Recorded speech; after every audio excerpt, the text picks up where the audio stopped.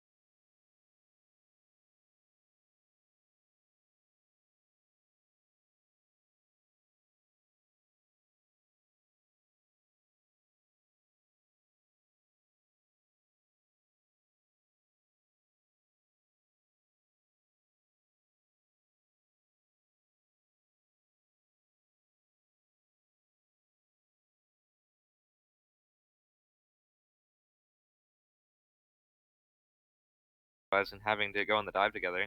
But from what we're seeing in Owl, and especially in scrims and any other type of competitive play, we're seeing a lot of double bubble here, and we're seeing like the Zarya play around the Brigana, even playing for the brawlish like potential that Zarya has, as well as the overall damage that she has.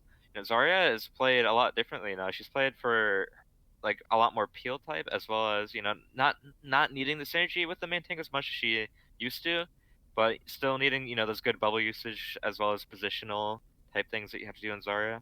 So I'm really Hmm. excited to see if they run any type of these, especially if you have like two of your teammates on your Pugs team. Yeah, it's gonna be really interesting to see. They might even run some, meta comps that we've been seeing in Owl and other competitive play. Hmm. Now, I'm getting word from our production that we've had some audio issues. Unfortunately, Boxers and I were unaware, but we've been having, Unfortunate. yeah, unfortunate how we're having a little bit of audio issues on our production end. That's so some of our so our audience might have missed some of our commentary already. So I'm not entirely sure exactly what everyone heard. I from what I'm being told by production, the audio issues were just fixed. So unfortunately, they were unable to hear some of our analysis of the individual players. But just to quickly go over before we start some of our initial thoughts, IDC and Zephy, two very strong DPS players. Tescu, a very strong DPS player that had a great showing in our speed tournament. Hasadrano, though, a main tank, not necessarily as more well, not necessarily as well known for his DPS ability, but definitely still someone to look out for. Killa and Gallant, just the tank lineup of Boston Blaze. Gonna be interesting to see how they perform. Ohm, a very good off tank in his own right, and then also we have. On the side of Team One, three NY Star players. On the side of Team Two, three Boston Blaze players. So some synergy on both sides already existing. Just to quickly go over some of the comments I made before we began. But I believe that we are quite soon ready to go into our first match Yeah, of yeah, for sure. Pugs. It looks like we're coming out on Lijiang Tower here soon to be. Like we were mentioning before, like we're excited to both see like all these metacomps that, especially when you have like teammates on in Pugs right here. We're excited to see these metacomps coming out. Double bubble, ball diva, stuff like that. Like interesting comps, even sig ball. Like we're excited to see all this, especially when you have that key synergy with your tanks, DPS as well as tank duos. That's gonna really make the difference here. Absolutely. And as we enter the game, we are getting ready for our first match of Pugs. Late night Pugs, Fathom Mock Overwatch League. Very exciting. We're gonna be starting on Lijiang Tower. Lijiang Tower, we've seen mostly, I mean, just mostly just brawl for the most part.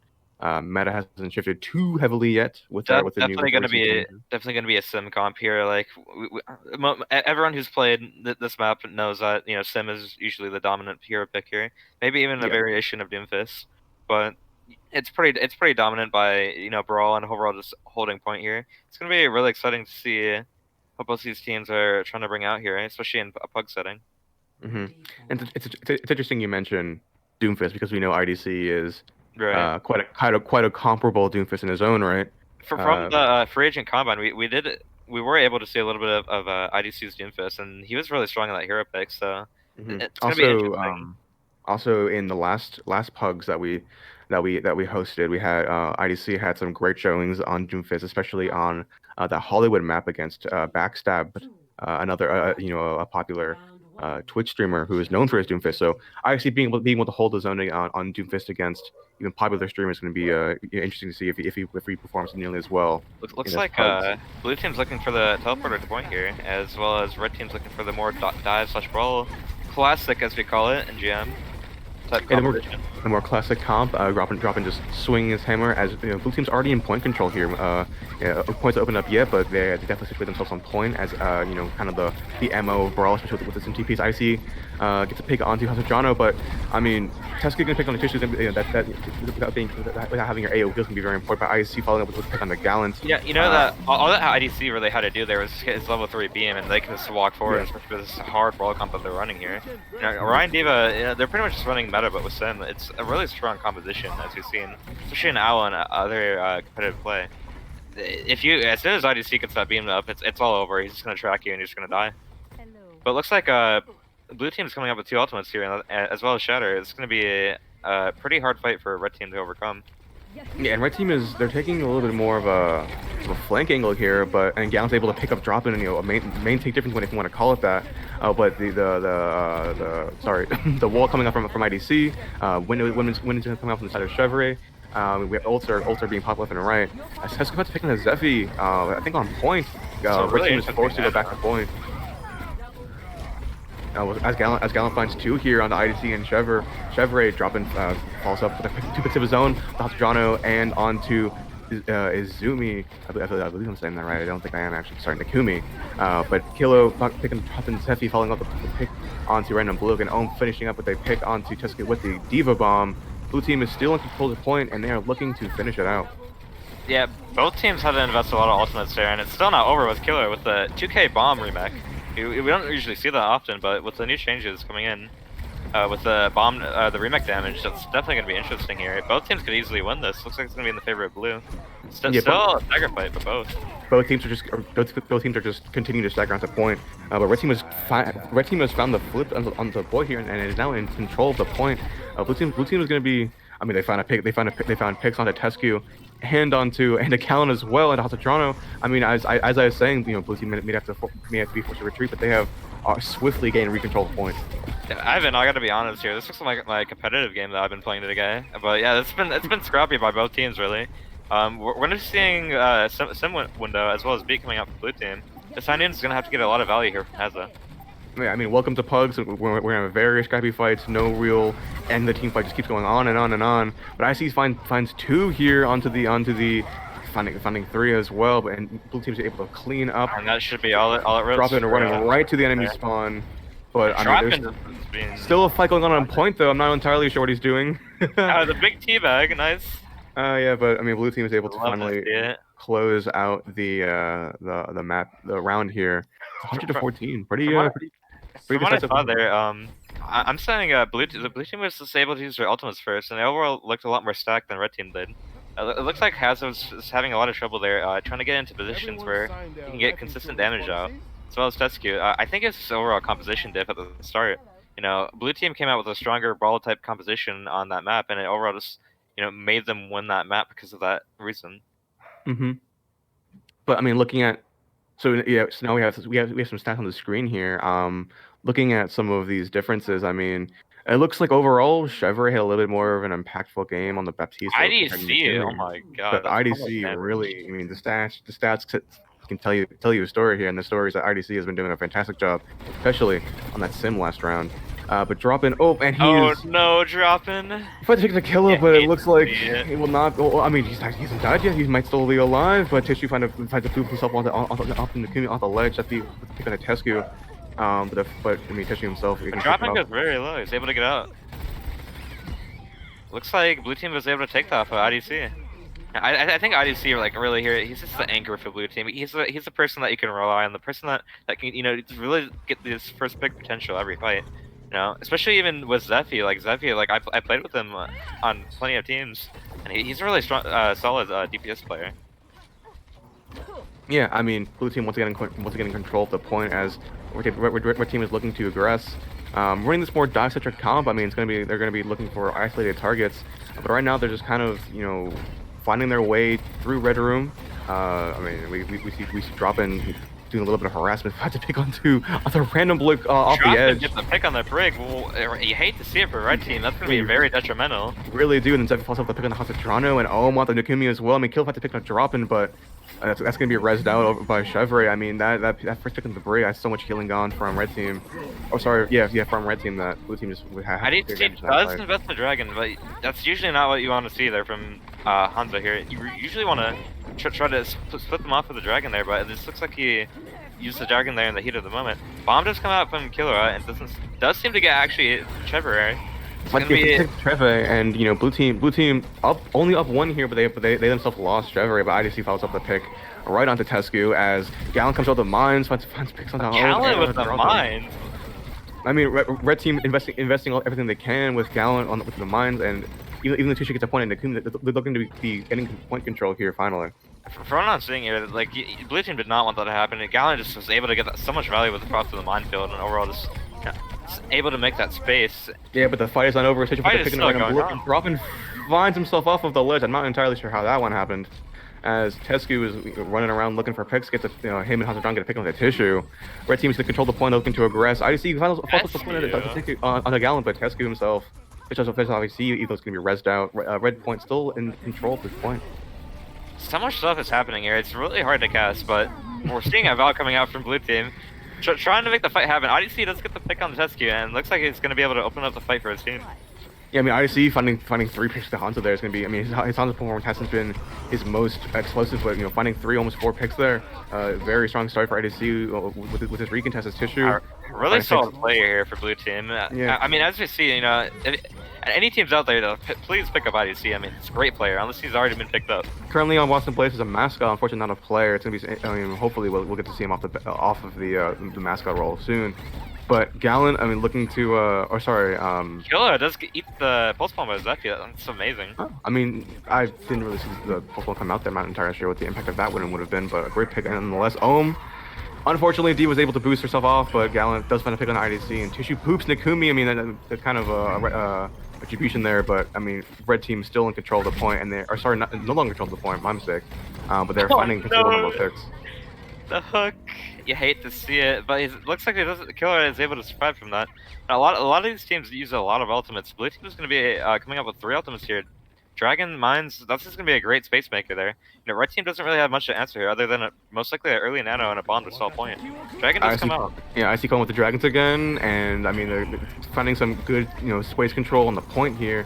Job is able to contest the point, but Gallant and Random Monkey finding picks on Chevrolet and IDC dropping with the mines, finding picks on the Tesco and Zephy along with him, getting a pick on the Gallant. Carbon's just rolling around looking to displace a teammate all he can and trying to get back in point control, but Hazadrano picks off Zessie, Random Bloke just swinging his mace right into blue team's face.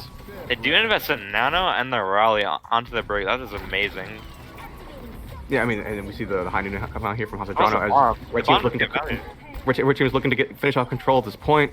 IC's able to find Killa, but the rest of Red Team was just cleaning up this point, and it looks like Red Team secured capture 1-1 on Lijiang Tower. In that last fight, it just looked like Blue Team was just having a hard time getting to point, being able to use those ultimates. Droppin was just not able to make as much space for IDC as he wanted to, and overall Red Team was able to hold it with Nano, I'm pretty sure Riley, as well as High Noon, and even Minefield, and even Bomb. They were able to hold it pretty much with the ultimate advantage there for Red Team. It's going to be interesting from what we see on Control Center here on Lijiang. Most likely going to see we could see a lot of things, even Doomfist, Junkrat, Sim. A lot of interesting comps that could come out here. And looking at those stats, I mean, IDC obviously had a fantastic performance on both of these maps. His not as really known for his Hanzo play, but I mean, the stats show you that IDC's been doing a fantastic job so far. Both teams are looking for a different style of brawl here, with Red Team running it with the Hanzo Kree, and Tetsuki's actually able to get the pick onto Chevrolet, and it's going to be really hard for Blue Team to really advance here. But dropping so low, but Tescu and Gallant are able to pick them off. Red Team already with the advantage on this going on the point, chasing down those last couple targets from Blue Team, and Red Team is looking to put themselves in a prime position. I mean, just look at IDC. He's already almost to his first target here on first control point. That's what you love to see from IDC on the Junkrat. Yeah, definitely. Looks like IDC was able to get the pick on to Hazadrano. It's going to be a great opening pick, as well as the Tyra is coming out. Does get taken out by Tescu.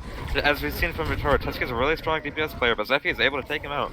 Gallant does get the pick on to drop in, and this is still a really scrappy fight with the Nano coming out onto the Ryan. It's going to be looking for the Shatter here, maybe. It does come out with a Shatter. Let's get 3, I'm pretty sure. And Red Team is able to clean up the fight from that. Yeah, sorry about that, but I mean, Red Team will control the point, and they're cleaning up Blue Team here. I mean, Blue Team, they're totally fine with that. I mean, they have Window and Grav coming up. Even if IDC wasn't able to get that Terror off, it still is a winnable fight for both teams technically. Still shredding each other with on the point here. Looks like Droppin's just looking for a little bit of stall. Not really what you wanted to see when you already kind of lost the fight. Red Team does invest beat when there's no reason to really invest beat there. They weren't really under trouble. It looks like Zephy ends up falling off the map. That was crazy. Yeah, I mean, Red Team with control of the point here, and they just keep winning these fights. I mean, Blue Team is just having difficulty reapproaching this point as Red Team pushing up further and further. I mean, with a couple of their own, Blue Team is just unable to contest. Yeah, it looks like Blue Team's gonna be coming up with at least 6 ultimates here, and Red Team only has Bomb really to answer. Red Team is holding them in the spawn. Hands and Drone are getting a little bit too close to comfort. Does end up picking up by Zephy. Yeah, maybe a little bit too aggressive there. I mean, as red team, Zephy starts getting picks, and the Shadow comes Big out one. from drop it onto Gallant. I mean, blue team's looking to be able to finally get a contest here, but I mean, the grab comes out. And ultimate's coming out for both Shadow teams. coming out as well from Gallant, as he's Nano looking to swing his hammer. IDC Zephy drop getting picks already on the red team, as blue team is finally gonna be able to contest on this capture objective. It's not really what you want to see from blue team. You had to invest 5 ultimates there. I mean, they were able to keep window. Tessie does get the beep on the kill, but you know, red team is going to be able to engage with all their ultimates here. I mean, coming up on a high noon as well as Reaper ult, and as well as already having a bomb. It's going to be really hard for blue team to hold here, unless they get a really great window, and they ended up using it really early. And red team's just able to advance there. They actually get the pick on Chevrev, and blue team's still trading, and they end up winning. Red team that's not what you want to see from red team there. Blue team fighting strong picks, dropping onto random monkey and random monkin. Onto I believe onto Tescu. I mean, that's just some strong picks starting out, and so that's going to be able to give them an advantage, to be able to push a little bit further. I finding Nakumi. It's been the opening pick like every fight here. He's going to be coming up on another tire. Hopefully Tescu isn't able to destroy that again. But Shatter grabs soon as well as fire. This is going to be very interesting to see from blue team. It looks like red team's win con really here is bomb and as well as beat as well as high noon from Nano. Yeah, I mean, we saw. Sorry, Tescu finds a pick on the drop. I mean, we saw red team holding it pretty aggressively, and blue team looking to do similar. But as red team tries to advance onto blue team, a little bit difficult to see what's going on the point. But yeah, I mean, Tissue and IDC finding trades like with Tescu and Hans Gerano. But I mean, blue team. Red team looking to even footed. This coming out from Gallant right onto drop in. I mean, blue team still in control at this point, but red team is looking to advance. Yeah, it looks like both teams are still trying to take the fight here, and as well as investing beat. And they only had two players there. I'm really uncertain why Tissue wanted to invest beat there. Looks like red team is still coming out on top though. They are trying to stall with ball as it is last fight. Yeah, I mean, Tissue was forced to invest the beat there because it was last fight, but red team with almost their entire team on the objective. IDC had to pick like Tescu, but that's gonna be. I mean, red team already controlled IDC getting 2 himself. I mean, still very winnable. Finally able to finish off IDC and kill it, finally pick on the drop. And Zephy was able to pick on a Gallant, but Hazadrano on the Tissue. I mean, massive. The ults come out from. They're very winnable. Zephy trying to turn this here. Turn this around by himself. Him and IDC looking to turn this around, and a DPS diff at its finest. But I mean, red team is controlling the point. So they still have the Nano when they recontest. It's gonna be interesting to see how blue team's able to hold this. Yeah, I really think that like red team just didn't really have an answer. They probably were the target focus looked a little bit off there, and they weren't really calling the right targets there. I'm pretty sure. They just weren't able to take care of IDC, and he was able to get 2 picks opening for the blue team, and they were able to win off that. But Tissue does get picked up by Hasadrano, and the Nano does come out. Maybe Tissue is looking a little bit too overextended there. I see if taking right on blue, but I mean the rest of red team was just cleaning up on blue team. I was trying to find a pick on the drop in Gallant on the IDC. I mean. It's looking unfavorable for the blue team as red team is committing ults and they're looking to recapture this point in their favor. I mean, this is a really close fight for both teams. You know, IDC trying to get the pick. Touch is able to come out, but IDC is actually might be able to get the touch, but he does get stuffed off point. It's very unfortunate. Very close game for both teams here. Unfortunately, overtime ticks away so quickly even before IDC is able to land on the ground with gravity, and it looks like Team 2, the red team, is going to be taking away at Lijiang Tower. We are actually able to get to see this play from IDC. A very strong damage dealer here for blue team. It's a really amazing play from IDC. Perfect tracking there from IDC, and we love to see it. Oh yeah, I mean, we saw some of IDC's stats in that first map. After that first round of Lijiang Tower, his sim damage was quite noticeable. I guess you could put it, but yeah, IDC had a great performance in that game. With Zephyr, Zephy on the Reaper then on the last map, the last round, did a quite good job himself, holding his own, being able to turn the tide to the team fight. But yeah, I mean, both teams had some very good showings. Yeah, no, I totally agree. I think we love to see like IDC on the Doomfist. You know, always really getting the opening pick for each team that really plays on. I think most teams can obviously play off of IDC, especially in this strong brawl / double bubble meta here. I think we just love to see it, as well as Zephy. I mean, I know Zephy's not a player, but still, you know, you love to see great DPS play here. Definitely, yeah. But as we start getting ready for map two, we might be moving into a break. Can I get some? I should hopefully I can get some confirmation on that. But as we're moving into a second map here, there might be a little bit of intermission. Cannot guarantee that though, You're as new uncertain on that. as I mean, new teams will be I have drafted. to mention here, the main tank difference by Galliant, is overall bringing it up. We love to see it, It was overall scrappy the whole game, but I'm pretty sure I like to know Galliant here. He's a very strong main tank, was able to shield his team in and out, and it was actually able to end up getting the win on Li Jing there. You love to watch these great players in action, and here at Fathom Esports Mock Owl. Yeah, I know. And as we're moving into map two, we're gonna have a quick little 2-minute break before we start our second round of pugs. I mean, we have the red team up one, although teams will definitely be changing as this is a pickup game tournament, as it's a pickup game. But we're gonna have a short little 2-minute break before going into our second map of late night Fathom Malk Owl Pugs. Hope to see you guys there. Don't go anywhere. We'll be right back soon. See you soon, everyone.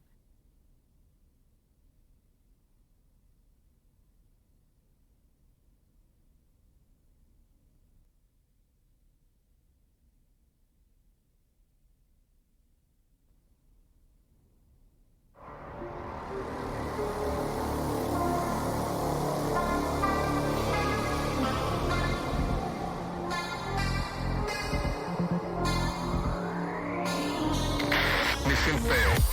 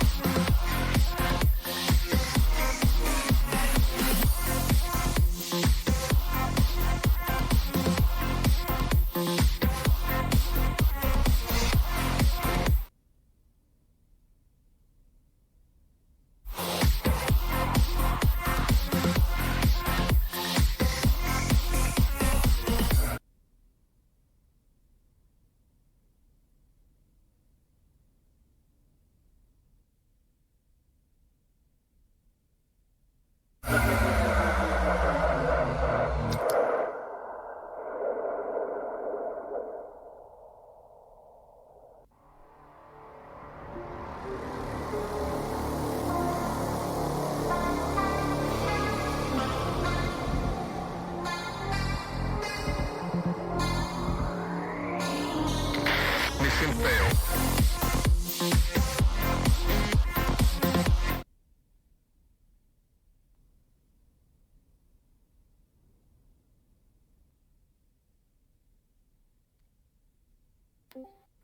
Welcome back, everyone, and coverage should be continuing pretty soon here. And back to Fathom Esports Pugs Night, 10 to 12.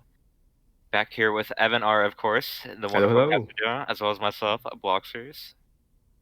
Yeah, we're gonna be Uh, back with another round of fellow Overwatch League's late night pugs. As we're getting our teams situated here, we're gonna see some I have a question here, Evan. What do you hmm, think we're going to expect coming out on map two? Whether it's the map will make the difference here and the overall play from these players, or these players coming in. I'm not sure if we know any of them. Maybe some new talent. We'll have to see. I mean, if I was a team owner here, I'd be looking at Pugs. I'd be looking at these top players. Overall, just being the top star overall over everyone else. That's what I'd be looking at. Mm-mm. Yeah, Evan, are you excited to see any of this new talent coming into Fathom? Yeah, obviously, as a member of the staff team, I'm excited to see some to see some new faces over in Fathom Esports. Always a good sight to see. But looking at the season is starting very soon on May 5th, I believe. So if you're looking to finalize some of your roster decisions and looking at Pugs, see any unsigned players still, that's going to be a really good way of kind of getting a grasp on some unsigned talent, some current free agents. I I mean, believe I mean, we had if I am not mistaken, I believe one of our players from last round. I believe it was like Aichi Nico. This was a Flux support player. They are currently unsigned. So if you're looking for a Flux support player and you like what you see, you have an option there. But looking into this next round, there's some of the picks already established. It's gonna be looks like interesting we're to gonna see be see coming how they out perform. here on Kings Row here. It looks like both of the Oh, tank King's lines were both subbed out, and we're gonna be seeing the one that you mentioned from. Pretty sure what was the team that you mentioned that Omo was on here? the New York Street Whites NYSR. It's gonna be really interesting to see. We get to see some of NYSR here, and it's gonna be really interesting. As well as Kaner and 0-2. A lot of new players coming in here. Looks like Drop-In is going to be ending up. I think that's a support role here. We're gonna see. Yes, yeah. Pretty sure that's Christian on the DPS as well as Nikumi on the support. Yeah, so as these teams get finalized, we'll be able to give you a little bit more insight into who's on which team. But already looking at, tank lines for certain, we already know. Ohm, a very strong off tank in his own right. Robo Peanut, a little bit. I'm a little bit unfamiliar with. Of course, the nature of Overwatch is, people have multiple accounts, and so it's a little bit difficult to see who's who. Last time we had Threadkiller himself on the prestigious Cum Goblin account. So Yes, obviously, and everyone's we names will be know a we bit of know a one-to-one comparison. everyone knows about Threadkiller. The Brig OTP, the Lucio OTP. Which one isn't? Make my Mm, mind up, Threadkiller. But yeah, we know how good Threadkiller is. Pretty sure he did get transferred over to Boston Blaze, and we were able to see him in the speed tournament. Me and mhm, Evan were luckily there to be on the analyst desk, as well as Evan being a caster here. We saw a lot of good things coming from Threadkiller. Fortunately, he's not here in Pugs, but that is all yeah, right. I yeah. do know Unfortunately, HAD from old past teams I've been on. HAD is a really solid support player. It's going to be surprising to see what it comes out here once we get more information going into this game.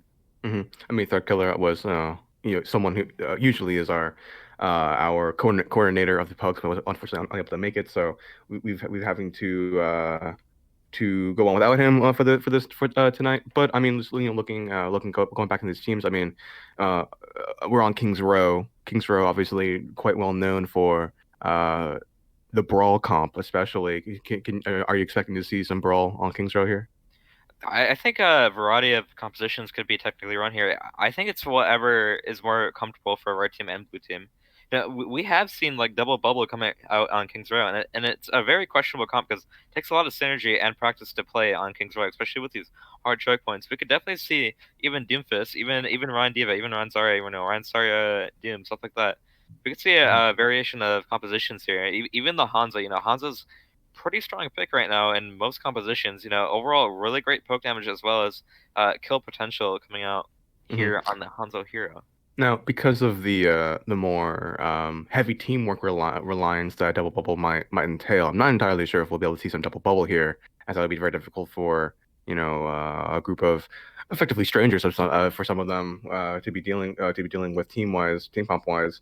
Um, but as we get our team situated in their respective Discord channels, we're going to be ready to start up. So, just quickly going to look at some of the teams that each of these teams is on. Gallant and Killa, the tank line of the Boston Blaze are going to be looking to play DPS here for Team One. But we're gonna have three NYSR players on the side of Team Two, with Kristen, my man Peanut, who I believe is on. I'm not entirely sure. Yeah, the Robo Peanut account, and then Ohm as well, as I mentioned, a very strong offtake in their own right. Yeah, for sure. The Galliant DPS, not usually what you would see from a main tank player, but main tank players apparently can play Genji, according to Owl, from what we've seen from Super. Yeah, from what But we've seen. It's gonna be really interesting to see. I mean, as well as Killer. I mean, opting players, I'm pretty sure they're pretty flexible. They can usually play most roles depending on how good or how bad they are. And Gallant has recently been signed as a fully flex player. So while definitely going to be looking to be well, definitely going to be looking to play main tank on the Boston Blaze. He is a flex player. He has the flexibility. He will be able to flex on other roles if need be. So. With that, some of that flexibility is definitely going to be shown with him on the DPS. But Tissue is someone we've commonly seen. I think I've commonly seen on the DPS role. Is going to be playing support, um, along with Random Blue from the Toronto Drakes. Yeah, I'd like to reference back to the speed tournament where we saw a lot of Tissue. I'm pretty sure even us on the analyst list even talked about a little bit about Tissue before. I mean, very solid DPS play for Busan Body Blows coming out in the speed tournament. We saw him even on Oasis, hitting a lot of those good, consistent damage for Busan Body Blows. He's honestly the main reason why Busan is getting them all the value that they are. The main reason why they're winning those team fights or why they're getting, their ultimates up quickly or stuff like that. Tissue is a really strong DPS here, but coming on the support, we've seen Violet, go from support to DPS. Why not DPS to support, right? See, we're most likely going to see him on the more aim-centered type heroes like Baptiste and Ana, but Mhm. even on Lucia, like we see in Li Zhang, it's really Yeah. it's really a question to see what Tissue comes out here. Yeah, I mean, Violet, going from support to DPS, we have seen from San Francisco Shock last season 3, when they saw Architect. Architect, one of their DPS players, did play some support and mostly the Ana. Just a little tidbit there.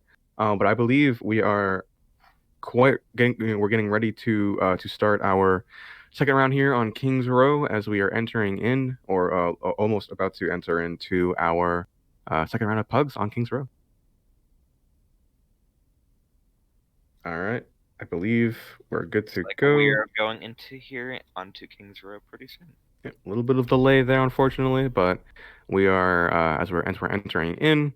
In a little bit after after time goes on for a little bit, we'll see what kind of competitions each team is going to be more favoring on. Interesting to see. Oh, and unfortunately, like our observer has technical lost difficulties connection. here. That is our observer, unfortunate. unfortunately, OBS Winston has lost connection. Yeah. I believe it's more like an we were OBS updated. Bastion, but I'm not sure how the stream. I'm not entirely sure how the stream is if it's stream still up. I would like someone to check on that. But we have thankfully gotten our server back and not have to delay too long. Thank God. Looks like we are good to go coming into King's Row here. Yeah, it's a little bit of technical difficulties there, but eventually. Unfortunately, we do not have our observer is not a full spectator. They're only able to spectate the team 2, unfortunately. But I mean, team 2 already off to a good start as they pick off as Shepard finds a pick on Kaner, and Kristen's able to find a pick onto Gallant. Gallant just Ohm on the Reinhardt here. More a little interesting to see him on the main tank instead of the off tank. But him along with Kristen are able to clean up this point and find a cap onto the first point quite quickly.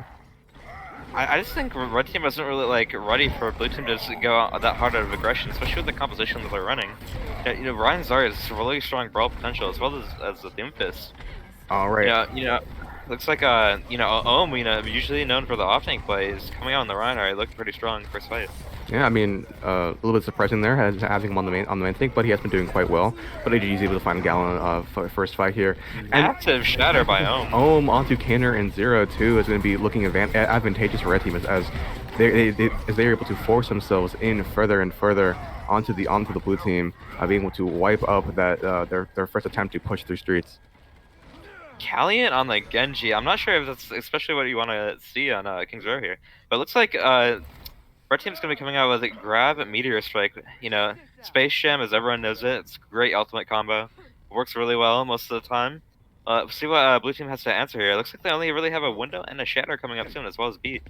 Yeah, I mean, we've you heard what Block just said about the main tank Genjis we've seen, and in the Overwatch League we've seen some main tank Genjis have some quite good performances. But as blue team looks to aggress onto, sorry, as red team looks to, sorry, yeah, as blue team looks to aggress onto the red team here, Chris is able to find a pick on the Canner. The First, beat has to come out from blue team here. Random Blow is forced to take the beat here in order to survive. But grab with just a comes Peanut out, the and Peanut. Ohm and Christian are just able to find great picks onto the blue team and just clean up, looking to finally cap this second point. That's exactly what you want to see from there from red team. You know, forcing out the beat early from getting that pick off onto. I'm pretty sure that was Kaner from what we're seeing there. And they're overall just able to just roll off of that one pick, and they're able to use their ultimates to get in there. Looks like we're soon to be seeing a shadow here coming from Ohm, as well as a window and high noon, as well as a beat. So it's going to be really interesting to see what red team is able to pull out with his ultimate combos.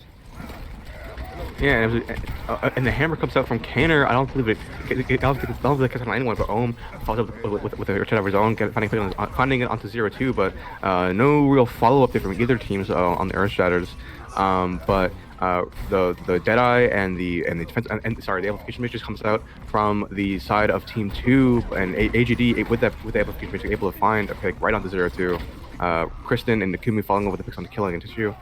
Gallant is able to retaliate with pick on Ohm, but Kristen, the two kills right on the random blocking Canner and Chevry with the kill onto Gallant. Red team is looking advantageous, able to roll their that payload right into third point. I mean, AGD just getting a lot of the first picks as Baptiste. Not usually what you see here. It looks like a lot of like what we've been seeing from Violet. You know, Violet's definitely known for the DPS type Baptiste. You know, that's what SF Shock plays off of. Like I mentioned before, you know, I've definitely played with AGD. He's a very strong support player. Definitely, if he's in the SR range, a great pickup if you can. You know, I definitely give him my hard vouch. You know, he's getting a lot of those first picks there for red team. Overall, just helping red team get that roll, getting that win. You know, Ohm even on the main tank with the shatters here, he's looking really strong. You know, even though for his off tank, you know, he can play main tank too.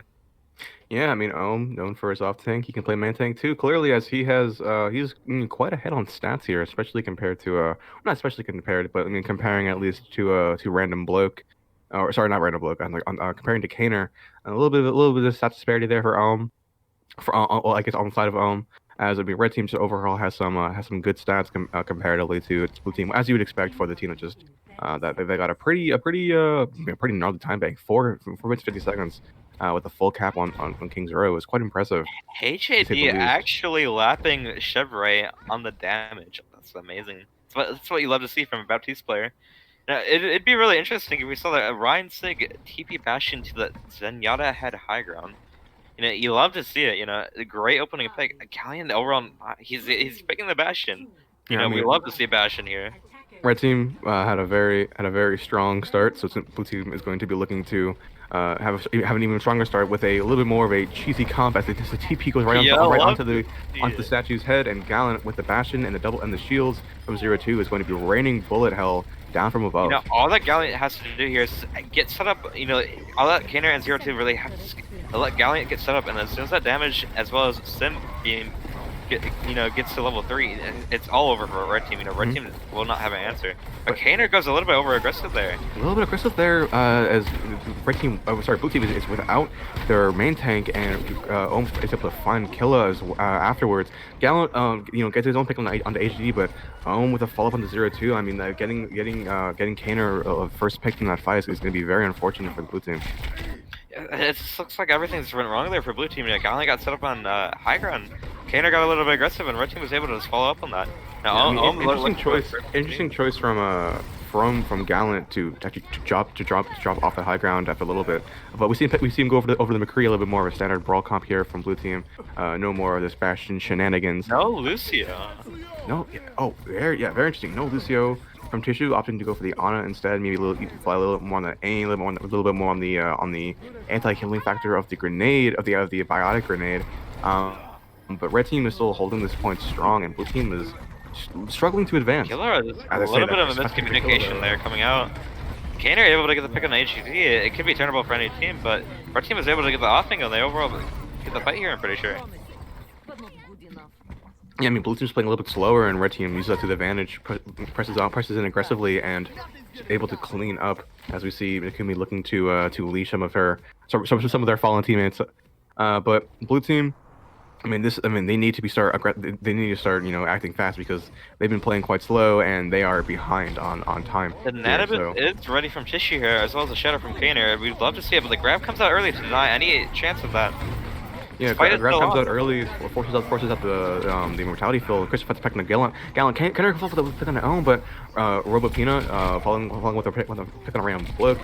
The Nana comes down onto Kaner, but not much value is found. Even though Tishu finds finally on the Chevrolet and on the Nakumi, Kristen, pretty much melting Kaner there, even with the Nano. Great opting play coming out from Robot Peanut there. Noticing that they have the Nano Shatter, trying to get the grab early to try to force out any ultimate slash abilities that they had. Yeah, but blue team's finally able to find the first pick on the person here. Hopefully, this will be able to capitalize on this. But Ohm finding his own secure onto Gallant. I mean, red team is looking to is holding this point strong, despite getting first, despite getting first pick with Kristen. It looks like the High Noon as well as Grab Dragon and as well as High Noon is coming out soon from Blue Team here. Honestly, any team really could turn this. Killer getting a little bit cut out of position there, and Red Team is looking for a strong hold here. I mean, Blue Team has quite a few ults to be working with, but they really just aren't able to get past this main choke. Even opting to go through their hotel, didn't work out too well in their favor. So. And red team was just continuing to build ults. I mean, they beat, they have High Noon to zone. I mean, all that grab and shatter here really just has to look for a shadow first, and then grab dragon, and that's a fight for them. If they invest any more ultimates, of course they can use window, but Gallion just gets picked off first every fight, and that's not what you want to see from blue team here. I mean, post coming out from Kristen onto Gallant, but Kill's able to pick, just fall off on the Chevrolet as the Nana comes out from Kaner. Found to shatter, but I mean, quickly Ohm is able to follow up shatter of his own, able to practically neuter Kaner's chances of finding value with that Nano. And with that, the red team is holding this point strong, and it does not look like the blue team is able to touch. That is a decisive win, a full hold there from T2. Very nice comeback from red team. Even when they're not exactly a favorite in the team fight. Robot, you just noticing that they had the nano shatter there, and then he's grabbed early. It's a wonderful play coming out from Robot Peanut here. Great opening play from what I'm seeing, as well as Christian. Looking at this play, massive pulse bomb. Getting the immortality, was able to split up really easily there. Yeah, I really did like. So Kaner was nanoed, got a flank shatter behind, but it was Ohm the off. Who very quickly reacted, charged Kaner out away from his team into the wall, coming into the shatter of his own to stun Kaner, completely minimizing the effect of both the nano and the shatter. And that was just charging in was such a smart play there from someone who's not nearly known for their not nearly as much known for their main tank play. So great plays all around there. But I mean, red team able to full hold on King's Road. They already had a massive time bank to work with if blue team had capped fully, but a full hold from red team is going to be looks really like them in favor. We are going to be going for a 5-minute break pretty soon here. Like you mentioned, very strong play from red team were rolling. HAD very strong in that Baptiste pick. Great overall play, but it looks like we will see you soon. About 5 minutes. A little bit of a short halftime here, but we'll see you after that 5 minutes. All right, yeah. Don't go anywhere. We'll be right back with some more late night pugs.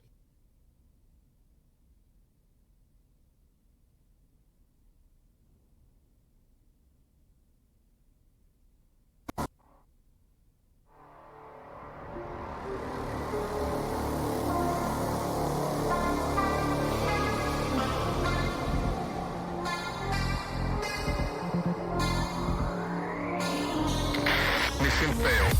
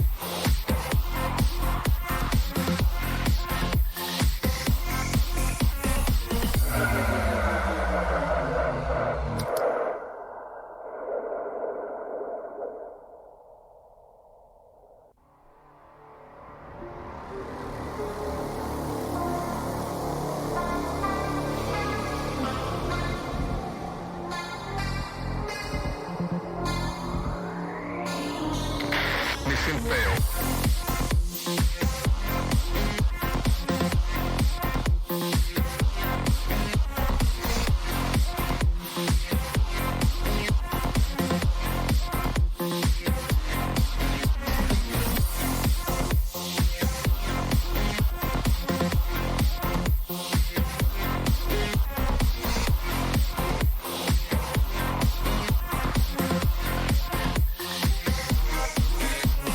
All right, we are back from our break for round 3 of our Southern Mock Overwatch League late night Pugs. I mean, so far we've seen some two. I mean, pretty. I wouldn't say. I mean, round 1 might have been a little bit even, but team 2 was round 2 was quite decisive on teams in a row with the red team pretty confidently winning that round with I mean, a large time big on the first push as well as a full hold onto the blue team.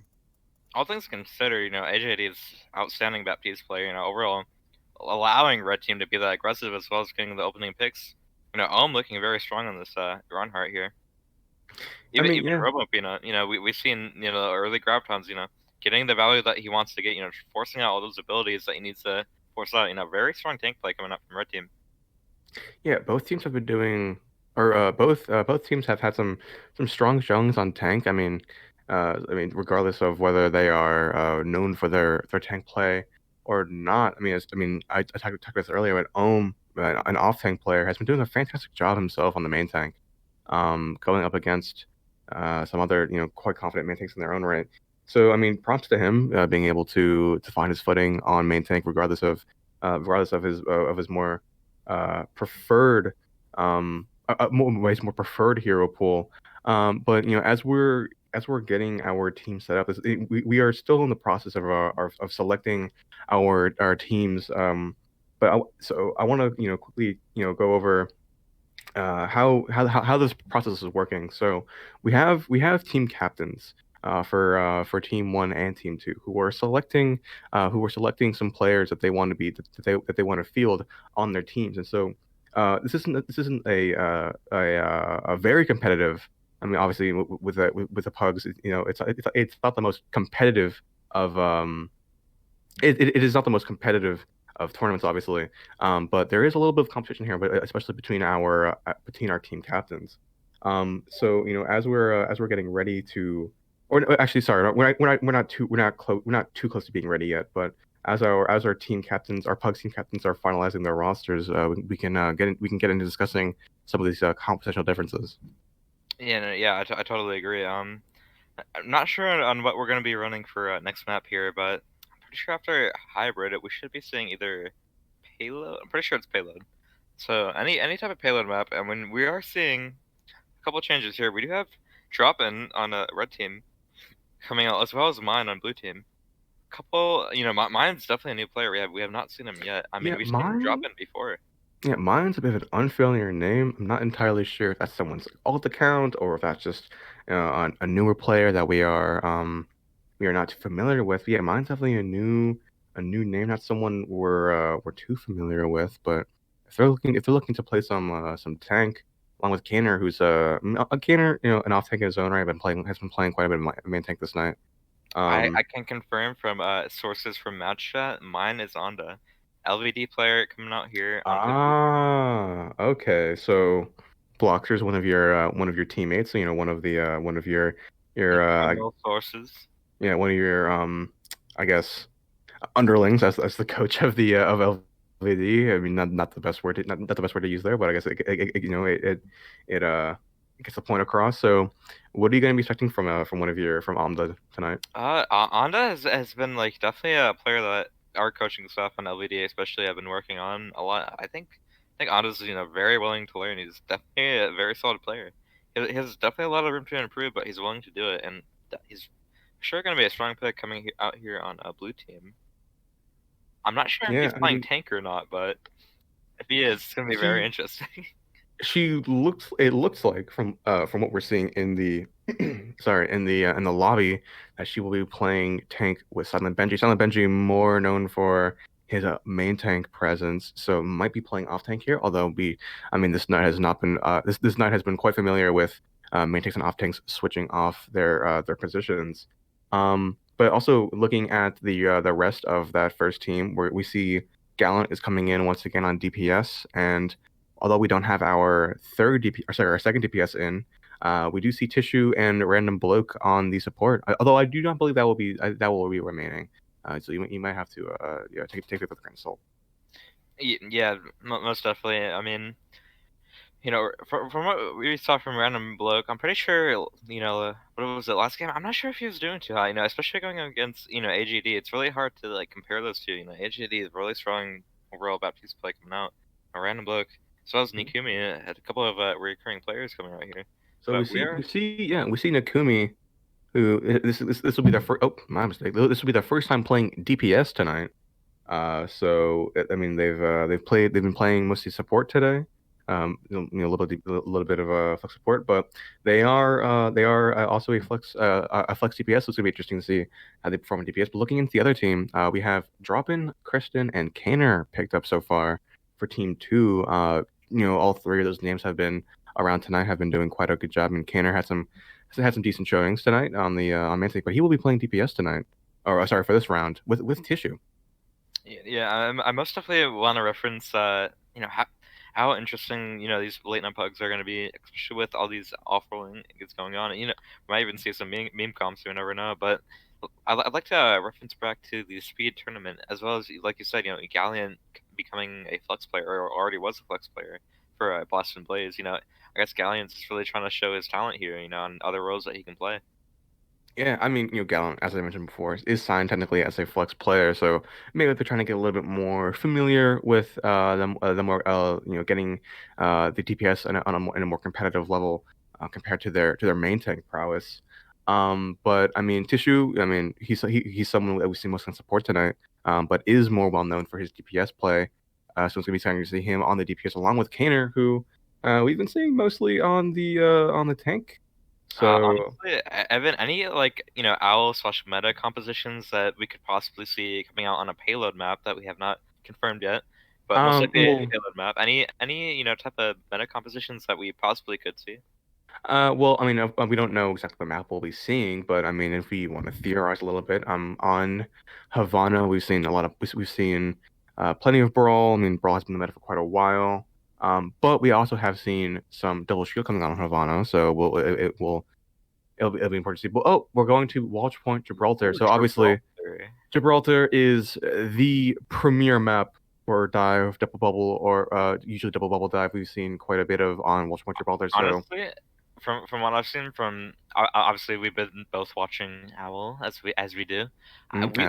We've seen from the APAC region, a lot of Baldiva, maybe even some That Ashe is coming true. out, even Yeah. maybe even some Sombra. Honestly, Sombra is really great on Gibraltar here. Sombra can get this really great EMPs as well as take high ground. I mean, it's really interesting. We could see honestly a variety of comps, even meme comps. Gibraltar is the map to pick whatever type of comp you can run. You can run dive, you can run brawl, you can run a Mhm. lot of poke, you can run a lot of variations of comp. Yeah, But and I mean, we saw teams trying to run the meme strategies. I mean, we saw the Sim TP with the Bastion onto the head of, I believe his name is Mondath, one of the Tibetan, one of the monks in the Overwatch universe on King's Row. We saw the meme strat with Bastion on the TP onto the Statue High Ground, but it didn't look like it worked too well that time. So.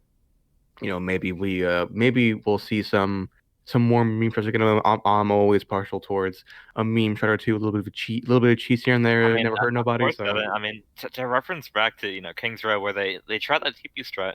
Overall, I think it was a great strat. They did pressure out, and they overall did get blue team did end up getting a pick there. But after that, their main tank kind of stepped out of position, and that overall just folded their meme slash bastion comp. yeah, I mean, not to the main issue there is that we saw the Bastion drop down from the high ground onto the floor, and so that kind of lost some of the effectiveness of the Bastion on the TP on the high ground. But as we go into Watch Point Gibraltar, looking at I at these do have lineups. a internal source named Silent Benji telling me that he's most likely going to be coming out on the main tank hero. Okay. So we're gonna see, according to Silent Benji, we're gonna see Silent Benji on the main tank, which means mine will most likely be on the off tank. Silent Benji, has had some decent showings on the Winston on the monkey, so we might see some dive. Before the Assemble Heroes, we saw Gallant Gallant going over the Genji, and so we're gonna see Gallant here on the Genji. Interesting choice, especially with the Ryan Zarya on the side of Silent Benji and Mine. Yeah, a couple of interesting compositions. Definitely a little bit of different styles that are coming up from both teams. I'm not sure if our team's gonna go out with that. I think they're kind of having fun in practice range. Maybe a little bit of double bubble here, but it looks like blue team's favoring the Ryan Zarya Genji on a Kree Brig composition, which is very interesting because not gonna be having those speed Yeah. boosts for Silent Benji to get them in and out. Mainly gonna be playing for that Nano Blade potential as well as the Kree and that high noon as well as poke in. Yeah, But it looks like red team coming out interesting on the compositional choices from yeah. blue team, as well as red team. But red team with the monkey. Unfortunately, Silent Benji finds a great charge onto Kristen and is able to get a first pick. Oh, falls up with the pick onto himself onto Silent Benji and onto Gallant. As red team, despite getting first picked, with Kristen losing out immediately from Silent with the charge, is able to find some decent footing here and take high ground from blue team. From what I saw from that fight, it looked like Silent Benji just wanted to go really aggressive into that, and he overall just did not have the speed to go into that. And Kanner just easily is cleaning up this fight here. Yeah, I mean, and red team, I think that high ground have been doing a fantastic job of just cleaning up the blue team as they come in, pushing this car, and they're holding quite aggressively, especially Ohm on the Roadhog here is He's pushing quite fantastic right now on the Roadhog. Quite a few final blows himself, and he's been pushing quite aggressively as Kristen is just emoting on cart with the Genji. As you do, as Genji. Looks like Kanner's just looking for all the brawl and stuff that he can get, going really aggressive with that Nano Lucio. Maybe getting that pick on Ana. Doesn't seem like Tesky's able to get it. He's trying his hardest. He's in the background. Does end up getting picked off. I've just noticed that Tesku is on Lucio of all characters. Yeah, Tesku is indeed on Lucio. A little bit surprising as Tesku in match chat has some fighting words for Gallant. I mean, that is the advantage of having match chat on, is that we get to see a little bit of spice coming in from both teams. You don't need to hide it. It's fine. Of course not. It's okay. It's all right. I think we're all a little accustomed to it. But I mean, red team very quickly was able to find that first point cap. Pretty much, uncontested for the most part. I mean, if you can remember from Owl Season 3, match chat was, amazing to see, yeah? I don't have to mention this in stream because I'm pretty sure I can't say that, but... Yeah, but Silent Benji with a shadow on the Kanner there, as Kanner was primaling. Silent Benji, a little bit of teabagging there as well. Yeah, a little bit of toxicity. Yeah, but I mean, the thing is, he's teabagging, but red team is still just pushing this card along, and I mean, we see Tesku and Chevrolet on that point, just pushing it. A big bionade there from Nikumi, able to counter any healing. Very nice shield management coming out here from Silent Benji. I mean, I wouldn't call it shield management as much as just not clicking right at M2. Silent Benji finally picking onto Tesku with mine following up on a pick on the Crescent, Silent Benji on the Chevrolet. Blue team, despite red team pushing this card quite far, practically uncontested, is able to finally find some footing on the end of point 2 here. Overall, this Nano and Silent Benji pinning into the backline overall was able to clean up that fight surprisingly. Our team really didn't have an answer for that, and they overall lost the fight because of that. Ohm just get the pick on Gallant. That would be a great opening pick coming into this fight. Yeah, as Ohm was looking to get on the high ground, he finds a great pick on the Gallant, putting our team in a very good advantage in this point here. But AGD falls up onto Tesku, so red team without a lot of their heals, and Kristen falling up on KDG Silent. But I mean, Kanner and Kristen, Kristen going with the Genji blade, finds 3. I mean, this is gonna allow red team to just push this card. That's literally all you have to do for red team. Let Ohm get in that off angle position, get the first pick. Dragon blade. That's all you really need to do. And we see Gallant on the tracer here now, be able to recontest, but the Bob's and the Bob coming up from HED to get on that point, but. Chevrolet and Ohm are just putting in too much damage, and even though Mine's trying his best to get the picks here, Ohm surprisingly committing the whole hog there just to finally capture that point. With Draven also committing the Nano, creative choices there with ult usage, but I mean, red team is just pushing along even further. That's not even a bad fight for blue team. Like they had to force the Nano as well as couple of other ultimates coming out from red team. They had to force those ultimates in that stall. Fortunately, at the cost of their own, but it looks like red team's just looking for a close hold here. Okay, red team is holding egregiously close as the Deadeye comes out from Chevron, and Canner's able to find Tilong with Ohm, who's fighting a pick on the mine. I mean, sorry, red team is just. They have no qualms about holding as close as they are as the cart is just continuing to go and rolling into this third point. Blue team is able to manage their way out of the spawn, but red team holding incredibly aggressively are going to be a little bit disadvantaged here on this positioning as the prime was coming up from Kaner, looking to displace Blue team a little bit. He's getting CC'd, he's getting kind of thrown around, but he's able to survive and get some heals from his team. We see the Reaper come out from Gallon looking to counter Kaner's Winston choice. But you know, as aggressive as Team 2 was holding, they're unable to roll this card in as AGD finds 2 with the Deadeye. That's not usually what you want to see from Kaner as a monkey player.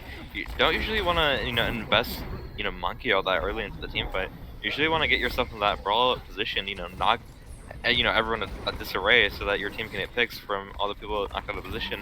Well, it looks like Silent Benji is kind of out of position here, and team fight still goes on. Yeah, he's forced to use the whole hog and is slept mid whole hog, but mount the primal. I mean, even though Tescu and Chevrolet find picks on Silent Benji respectively, Tescu's playing very aggressively. I mean, this is kind of what you expect from a DPS Lucio. But even with AGD finding Tescu, can't follows up with a pick on his own onto AGD as Gallant follows up with a pick on a Chevrolet. This is just a back and forth fight, but red team with the ult advantage here, Tescu with the beat, with the blade is going to be very important as they look to finalize this third point. That's not really what you want to see from Galleon. Galleon was kind of forced to use that spot him a little bit early, and mine was just able to step on his head and overall Goomba stop him and get the pick. Yeah, and Chevrolet with a great flashbang to finalize that to pick on AGD. There's a little bit of tactical crouching as red team just rolls that cart right into third point, committing their ults using using the blade and the beat and all the ults they had invested to just and in the last fight there, red team really just had the ult advantage, and as we saw there, McCree on red team already just got that flash shot onto the tracer, and that's what we'll love to see from coming out from red team here. A couple mistakes coming out from Kaner with the early primal, but overall pretty solid first attack coming out from red team.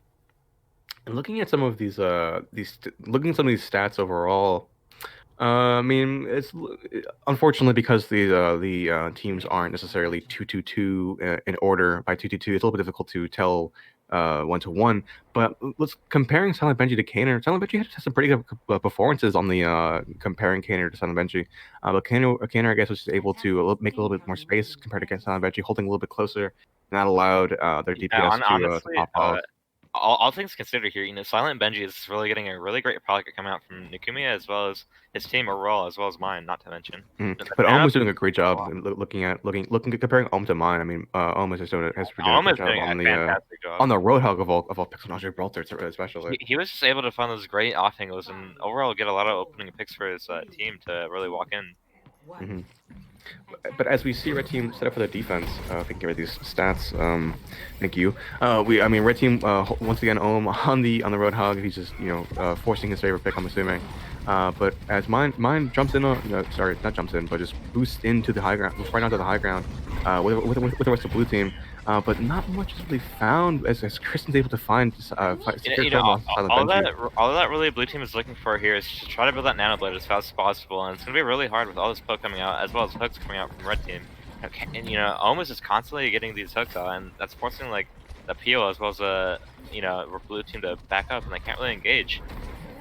Kristen able to find some great poke on AGD. I mean, out sniping a sniper with the soldier. Red team just has some great has some great high ground control. Is not letting up on blue team as much as they try to take this high ground. So they are doing a great job of just holding this defensive point. Even though Kaner gets hacked, he's able to get away quickly. I mean, red team is just doing a great job holding this high ground, not letting blue team advance every time they try. Yeah, that's not what you want to see from mine if you're a D.Va player. You want to help Silent Benji when he tries to force the high ground. They do end up being able to boop Ohm, but is it really worth it? Because the red team is able to just follow up on Ohm's mistake and overall get picks. There's still a couple of trades coming out. I mean, red team is able to find a quite a couple picks. I mean, blue team able to find Kristen, but I mean, red team is blue team is being forced further and further back. Looks like the As Nano red Blade team, is going to be soon online here, and that's pretty much blue team's win condition. Best thing I can see is SQ trying to build that beat as well as the high noon to counteract, and even mine.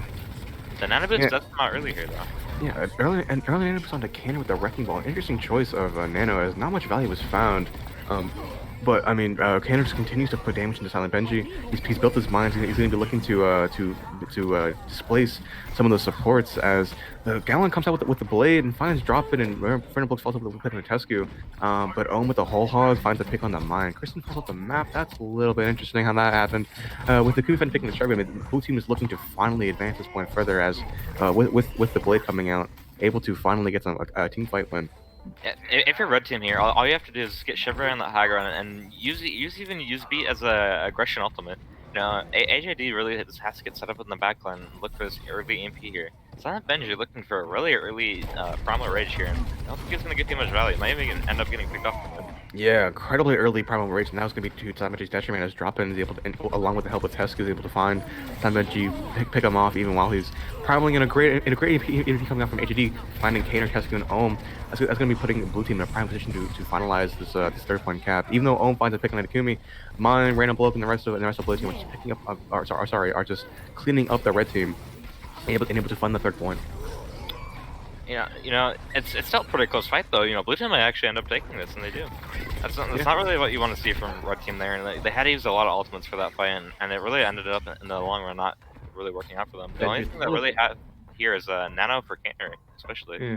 Benji's a little bit BM there. I mean, this is Pugs. You can kind of expect it. Kristen, interesting finds to pick up Silent Benji. Silent Benji's been playing incredibly aggressive here, both on the monkey and the ball.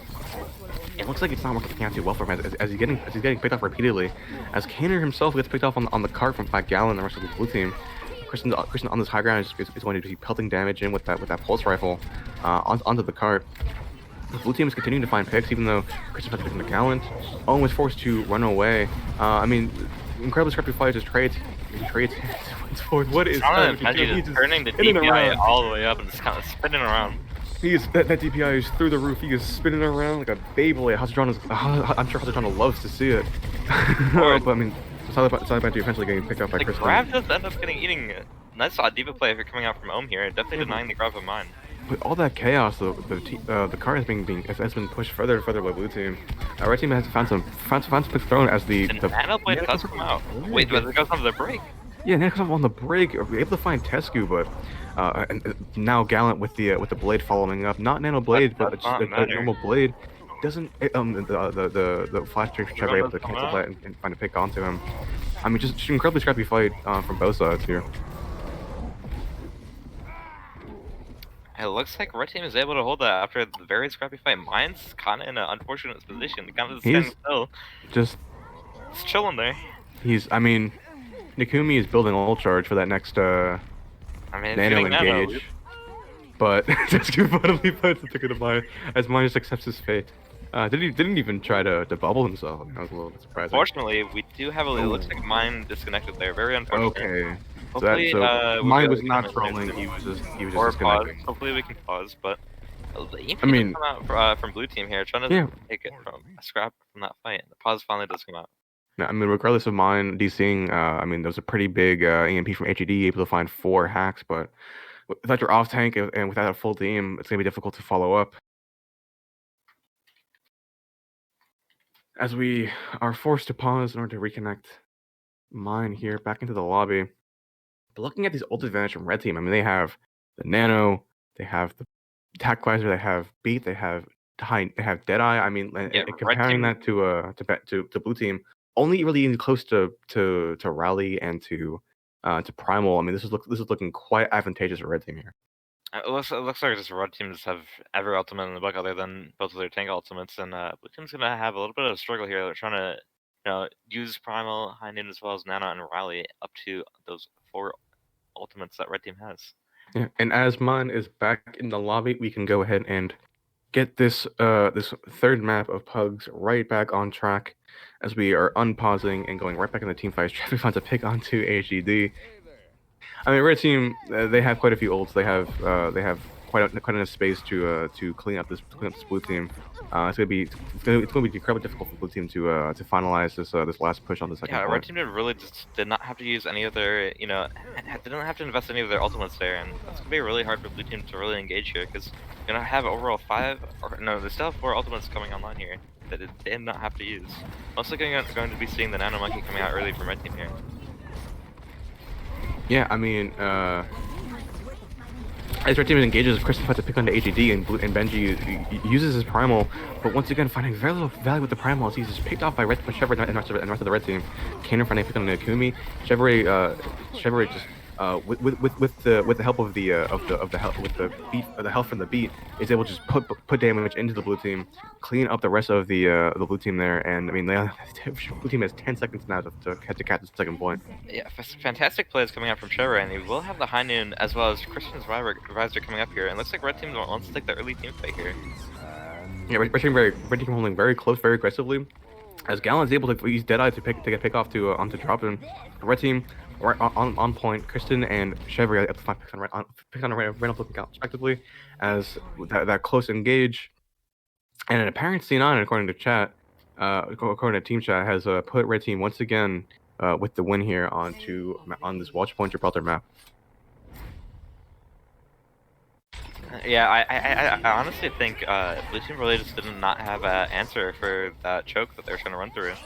And red team was just constantly getting the opening picks, and it didn't really allow blue team to really use any of their ultimates to try to engage the cart. Benji was doing a quite questionable job, I would say, on the monkey hero. Yeah, I mean, I don't want to be preemptive here, but I think it's arguable to say that Todd Benji was doing a little bit of trolling, as I mean he found he struggled to find value with the Winston or the Reinhardt, especially with the primal. I mean he would commit primal and get picked off as he was primaling, unable to find much value onto it. Definitely no mag here from Southern Benji, unfortunately for the side of Team One, from the side of the blue team. But as this was the third map, we're going to be I think we're going to be taking a little bit of a break before we move into our final map of Pugs for tonight. Looking for a 2-minute break here, I'm pretty sure. Yeah, just a quick little 2-minute break as we get our teams situated. Have our team captains decide on who they want to be fielding for this final map of Pugs. Some good old fellow map Overwatch League late night Pug. So we'll be right back after this short little break. Don't go anywhere. We will be back with more games soon.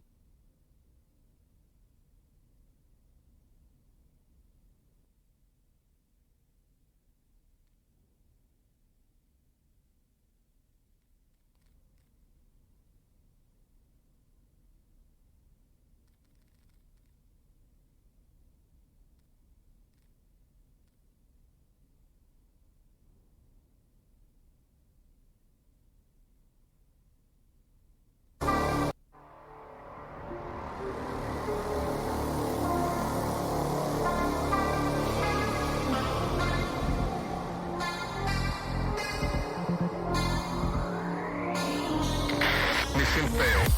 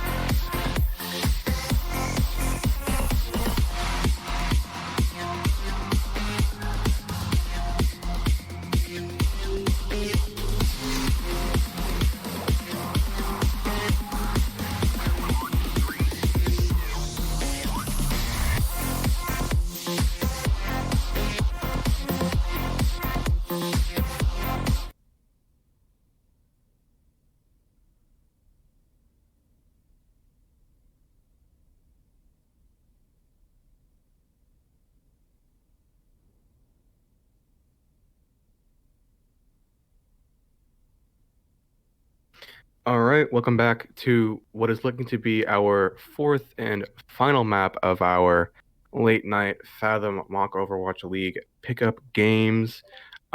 We are looking to be going to Nepal here as we move into our last map of the night. Yeah, Nepal's like a really dynamic map. You know, you have Sanctum, you have the low ground, as well as you have a lot of poke, as well as dive, and maybe even some brawl.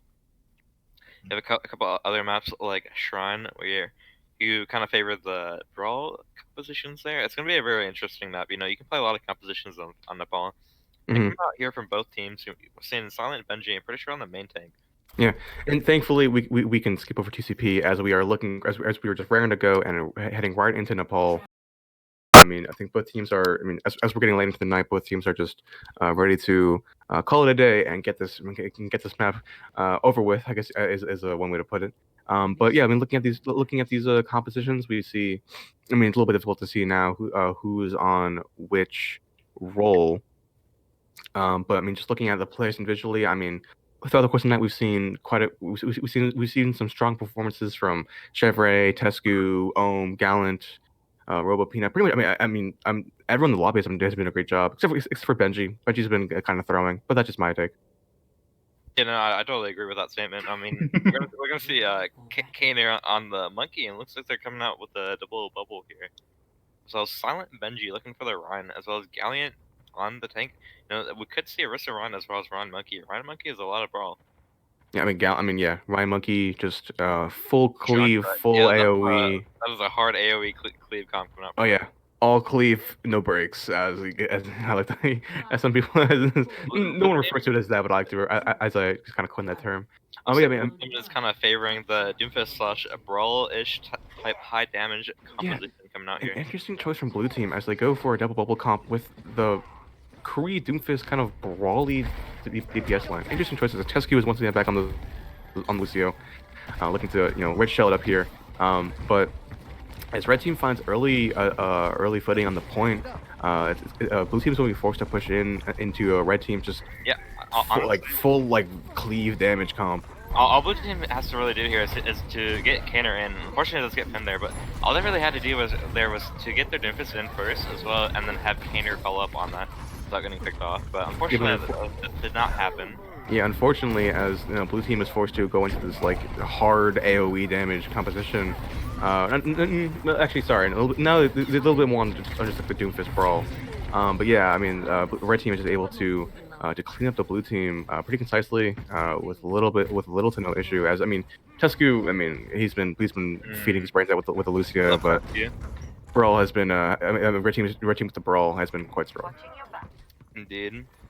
It looks like the Blue Team's kind of favoring the brawl Zarya comp here.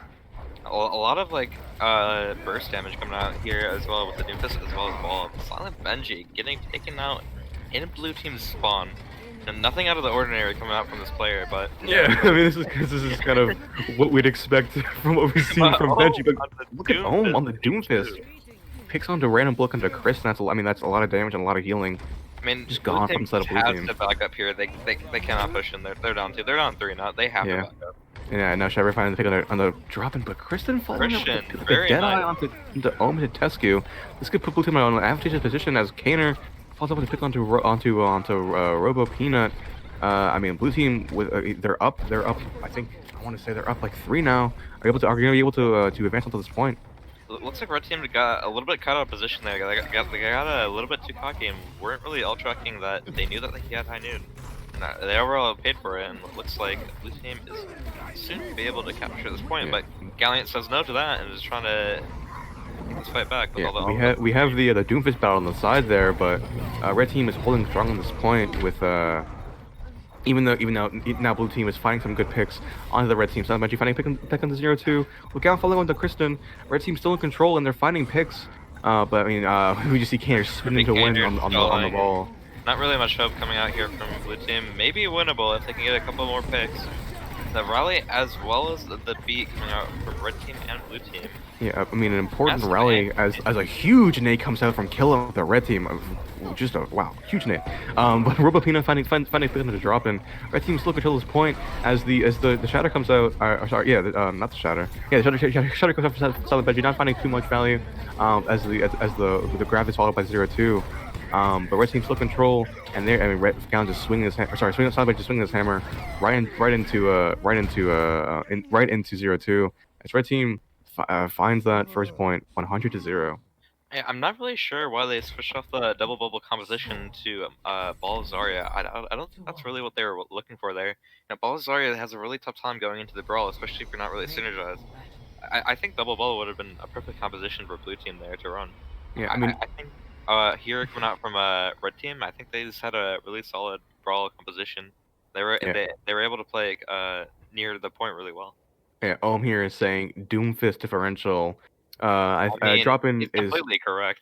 yeah. Drop in disagreeing, but Ohm had had a stronger or I guess more present performance on the Doomfist there. We do So get we a are look at the forced to pause, stats here, though. unfortunately. I do believe we lost. Oh, who did we lose from the blue team? Someone we lost someone on the blue team Support. was unfortunately disconnected. Yeah, but taking the chance to look at some statistics here. I mean, I think the biggest gap is between 0-2 and Gallant. I mean, Gallant, who was playing off tank mostly for the red team, is almost or is nearly doubling the damage from compared to 0-2, finding a Yeah, lot more value from that Zarya. yeah, from what I'm seeing here, Galleon's definitely holding his weight on any tank hero that he really plays. Definitely really helping Silent Benji do the questionable plays that we all love seeing Benji do. Pinning into the backline and swinging the hammer around with a million DPI. Of course, we love seeing Ryan do that. Yeah. But yeah, Galleon Now, doing more than fortunately, Random Bloke is back in the lobby, so we'll be unpausing as we get into our second point of Nepal. I believe we are on. What looks is like this? both teams are favoring many different types of compositions. Red team kind of looking for their more hands-on AoE type CC type comp for the Monkey Ryan, as well as coming out with the Doomfist Tracer on Alicia. Blue team is looking for that more type brawl composition with the Babson high damage Hog Zarya Babson composition coming out here for blue team.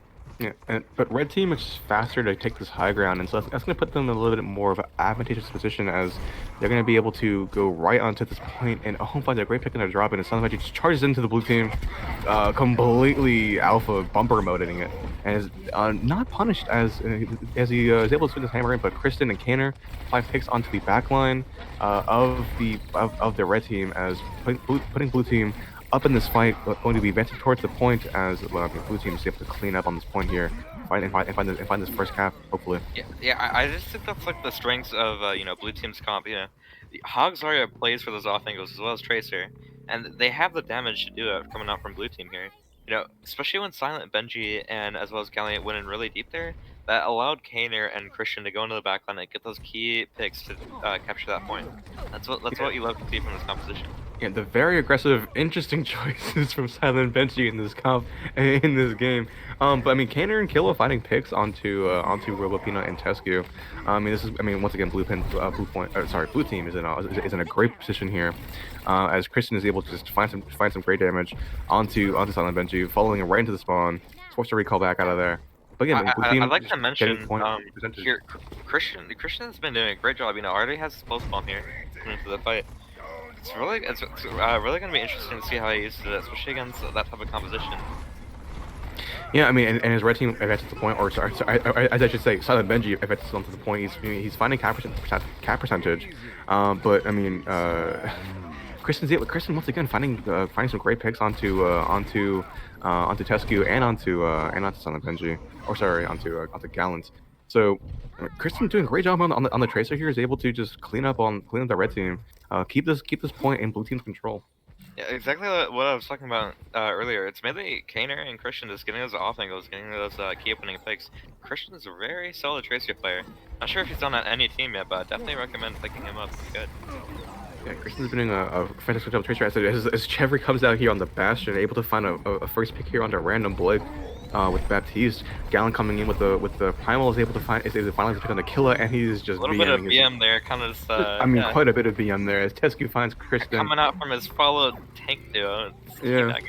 Chevrolet on the Bastion has given the red team enough space to finally catch this point in favor of the red team. Yeah, honestly, I totally agree here. Blue team looking for the grab window early here. Hana coming out extremely early. You know, blue team will be able to just back out there and Hana even engage and have to wait. As well as the trans, you know, red team has to play really aggressive here. Probably another comp coming out from Silent Benji. Yeah, I mean a really deep pin for Silent Really Benji. aggressive. He is right in the blue team spawn. He is giving absolutely no care to he's giving no respect to blue team whatsoever. And this might be to red team's detriment, as red team's control the point, but being down a main tank as blue team's continuing to advance. This could put a team, especially with a Bastion just out in the open, a little bit disadvantage. All that Christian really has to do is stick the Bastion, exactly what he just did there, and force the point here. As soon as they come to point, 0-2 gets an easy grab as they all stacked up. Yeah, but Kristen's very low. I mean, he's forced to get out. He's forced to get out of there. Forced to get out of the side of Gallon's Monkey. But Kaner finding a great pick onto Robo Peanut to start this out, and following with the pick onto Gallon as well. I mean, he's just putting so much damage into this little room, forcing Silent Benji to solo shatter. But I'm not entirely sure if this will be of value, as Kaner commits the whole hog and finds another pick on Silent Benji. Chevrolet with the Bastion is able to put enough damage to stop Kaner's assault. But I mean, red team is surprisingly holding this point strongly. Yeah, a lot of trade picks coming out from both teams. Looks like red team for the time being is able to hold a point, but the grab tech does come out from 0-2, and Christian does end up getting picked off by Tescu, really great DPS player playing with Zenyatta, and ends up getting picked off, but his teammates on red team is overall able to hold the point.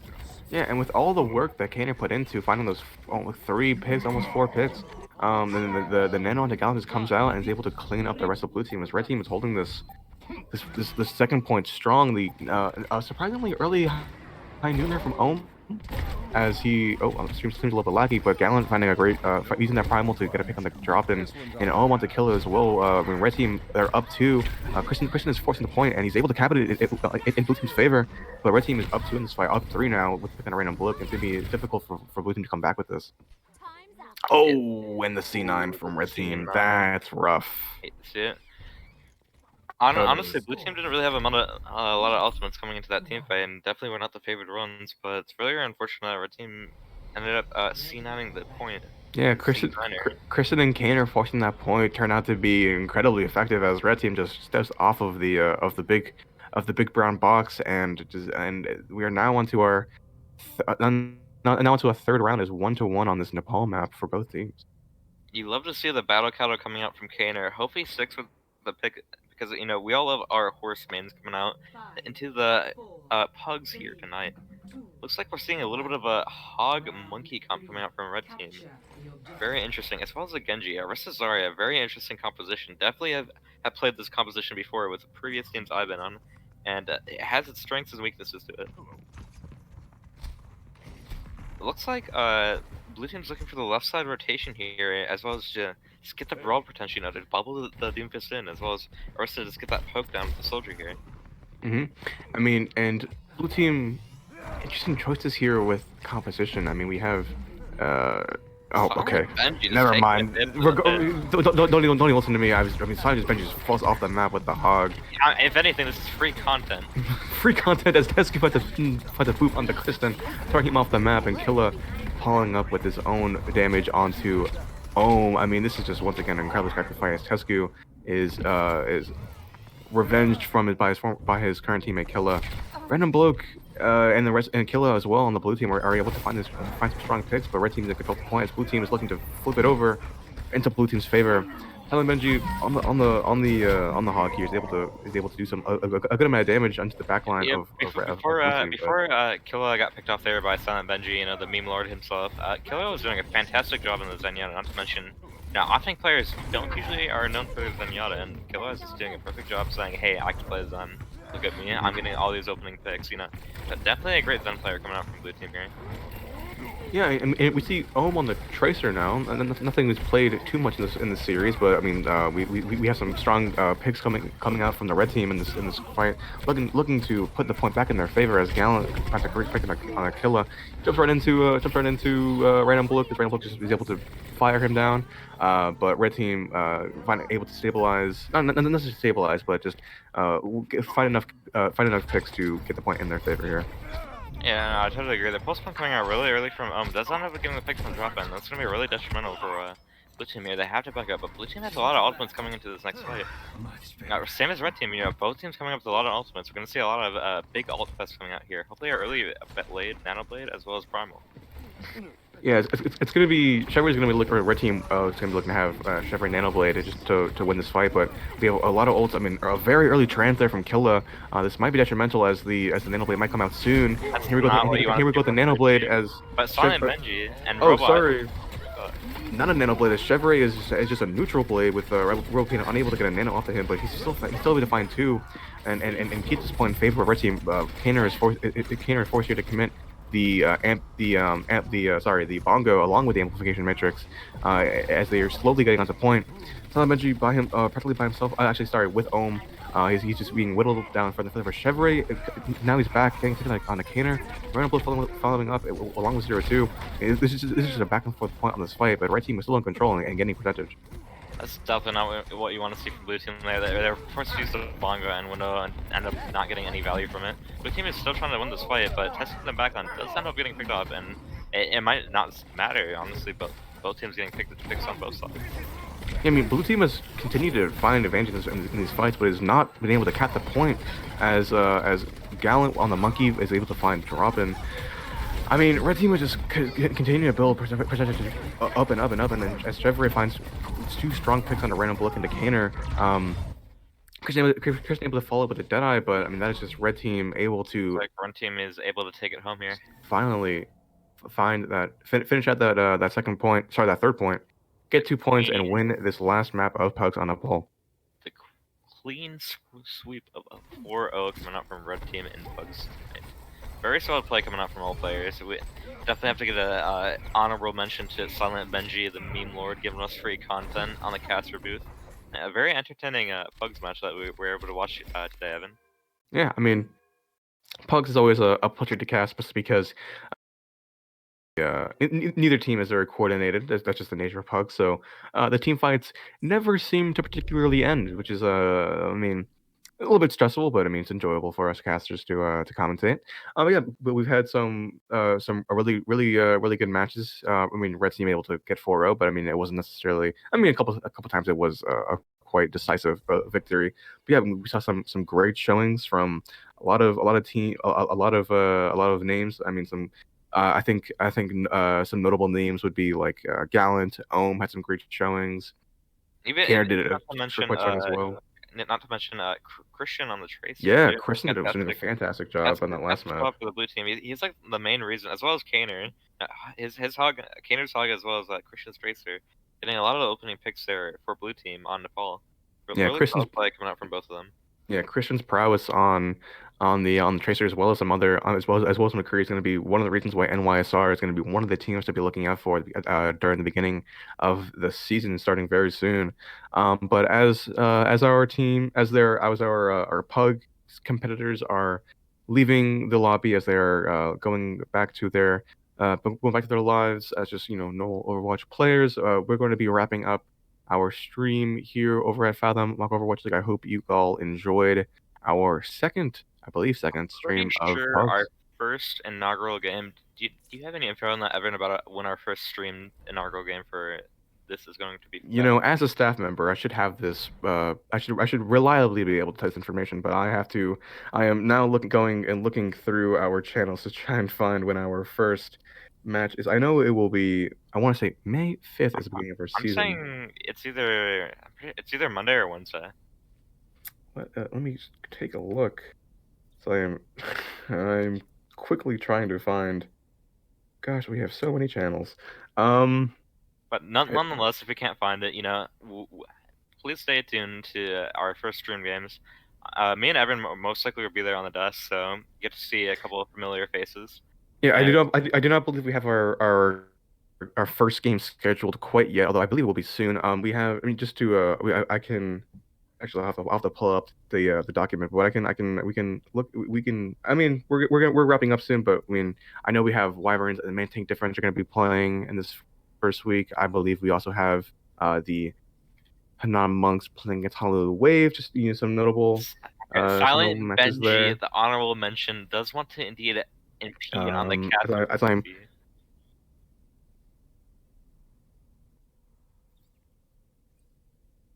I believe we're gonna have to call security. I'm not gonna let him in the caster's booth You're or definitely virtual gonna have to digital call security. They realm. definitely cannot let the meme lord himself come in here. We'll have Uh, we have recruiting production. But Not overall, not gonna let him in. great pugs today. Enjoyed it casting here at Fathom. A very great community as well as Discord server. Forget to press exclamation mark Discord if you have not joined the Discord yet. So I was enjoyed Fathom today. Yeah, so as we're wrapping up our pugs, I want to thank everyone for joining us. I want to thank all the players who participated in our pugs tournament. I want to thank our owner Olu, and as well as one of the staff members Perps for helping organize the pugs tournament. I want to thank, of course, my fellow caster Blocksters, as well as our production with Grub Crew who did a great job on stream today. And I want to thank everyone for coming out and watching our pugs tournament. I hope everyone had a fantastic time as much as I did, and I hope you have a great day, or sorry, a great night. Yeah, it was a pleasure. Good night, everyone. Good night.